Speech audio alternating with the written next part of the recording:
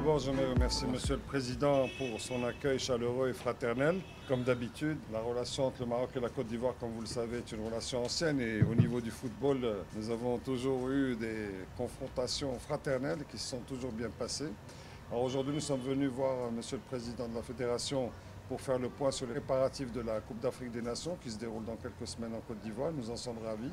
Nous avons échangé sur les aspects de l'accueil, des aspects relatifs à la sécurité, relatifs à l'organisation. Nous sommes ravis d'avoir été éclairés par Monsieur le Président et toutes les informations qu'il nous a communiquées qui nous permettront de préparer de la meilleure des façons l'arrivée de l'équipe du Maroc en Côte d'Ivoire et d'assurer que le séjour de notre équipe nationale sera dans les meilleures conditions. Nous en sommes convaincus et nous allons tous travailler ensemble, la main dans la main, fraternellement, pour que cette CAN soit une belle réussite pour tout le monde. Alors, on a eu beaucoup d'échos concernant certaines supputations sur, n'est-ce pas, le lieu de résidence où le Maroc, n'est-ce pas, est convié à compétir. Est-ce que réellement vous pouvez assurer le monde entier, et surtout l'Afrique du football, que le Maroc apprécie l'endroit où elle a été, n'est-ce pas, où il a été confiné? Alors, le tirage au sort a fait qu'on va jouer à San Pedro, qui est une très très belle ville de la Côte d'Ivoire, à laquelle je suis allé plusieurs fois. L'hôtel où l'équipe va résider est un hôtel qui est magnifique, où j'ai résidé moi-même.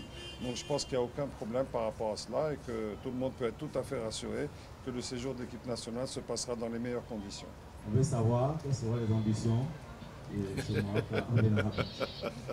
Vous avez certainement suivi avec beaucoup d'intérêt la participation de l'équipe nationale du Maroc au Qatar 2022. Vous avez vu qu'on est arrivé quand même en demi-finale.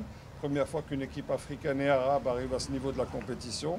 Nous avons des joueurs de niveau international, comme vous les connaissez tous. Je ne vais pas citer les noms, mais tous sont très connus, sont des célébrités internationales au niveau du football. Nous avons une équipe jeune, une équipe de qualité, une équipe déterminée. Et ils vont venir pour défendre toutes leurs chances. Nous avons bien sûr, comme la Côte d'Ivoire, l'ambition de remporter cette coupe. Mais comme on dit ici, on gagne, on verra. Ça sera le sport, ça dépend de la forme du jour, ça dépendra d'un certain nombre de conditions.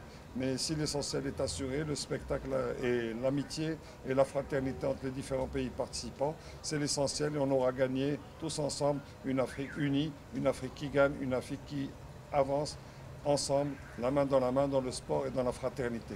Donc dans tous les cas de figure, nous avons une bonne équipe, nous sommes confiants de la qualité de notre équipe, mais bien évidemment le sport reste le sport et que le meilleur gagne.